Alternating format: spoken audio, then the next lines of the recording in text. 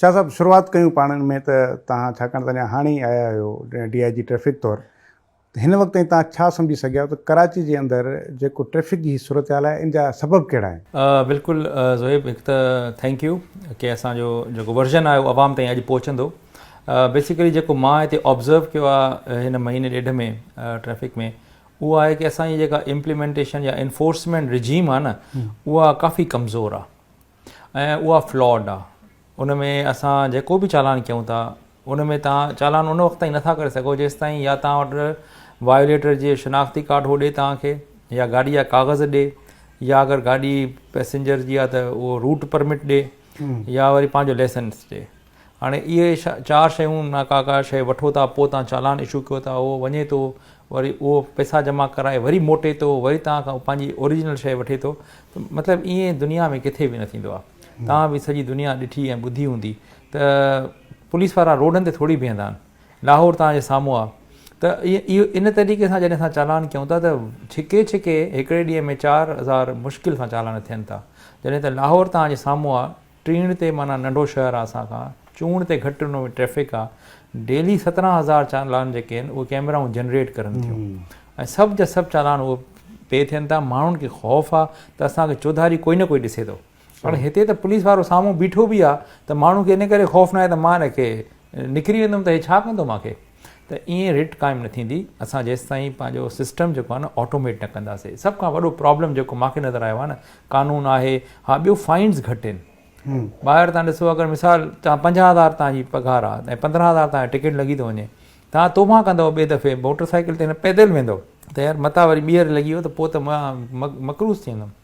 त इहे जेके न चालान असांजे 200, 400, 500 इहे अखी न पई ॿुॾे माण्हुनि जी, इन्हनि खे असां हज़ारनि में खणी विया आहियूं। ऐं अगरि कोई ॿीहर चालान, मिसाल हिकिड़ी ओवर स्पीडिंग आहे, उहो असां 2000 चालान कयो आहे, ऐं अगरि ॿीहर कंदो त 4500 चालान थींदसि। त हाणे हिकिड़ो माण्हू जेको 4.5 कमाए 20, 25, 30,000 ऐं 4.5 हिकिड़े धक में निकिरी वञनि त उहो 10 दफ़ा सोचींदो ऐं पुछंदो त मुंहिंजी ग़लती मां हिनखे ठीकु कीअं कयां।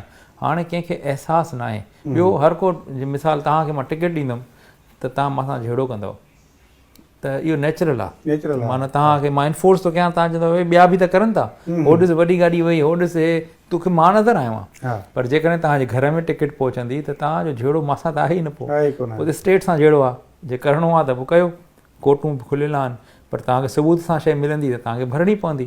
त माना हिकु त फाइन जो अमाउंट उहो असां इनहांस करायो आहे ऐं कुझु करायूं था पिया। ऐं नंबर 2 ऑटोमेशन। ऐं ॿियो वॾो मसइलो इहो आहे त जंहिंखे माना मर्ज़ी पए थी उहो ऑनलाइन वञी पंहिंजो लर्नर लाइसेंस ठाराए थो। ईअं न हूंदो आहे। असुलु एक्चुअली तव्हां हिकिड़े रिस्पॉन्सिबल सिटीज़न खे गाॾी हलाइणु ॾींदा आहियो दुनिया में, जाॾे वञो।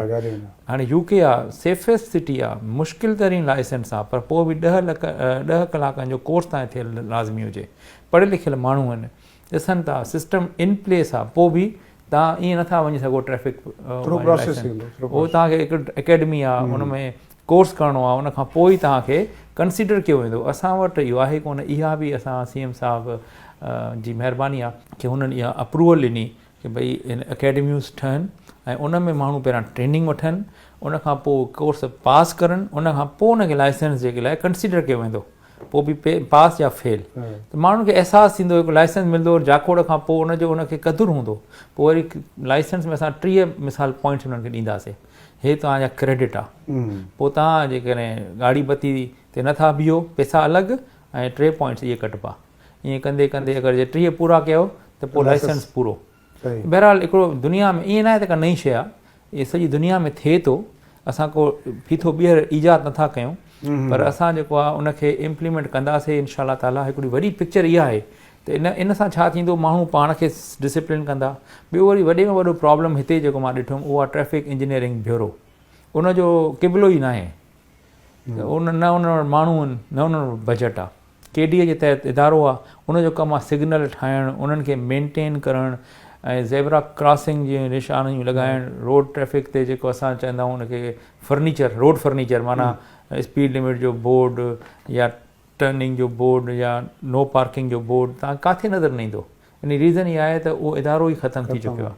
उन ते बि CM साहिबु जेको आहे उनखे रिवाइटलाइज़ करण जो हुकुम ॾिनो। हाणे मेयर कराची जे अंडर में मां बि उन मेंबर आहियां, कमिश्नर बि मेंबर आहे, ऐं बजट बि उनखे मिलंदो। त जॾहिं ट्रैफ़िक सिग्नल सही थी वेंदा, रोड मार्किंग्स लॻी वेंदियूं, कैमराऊं उन्हनि खे चेक कंदियूं, पोइ माण्हुनि खे मजाल आहे जो हे हज़ारनि रुपयनि जा चालान करे।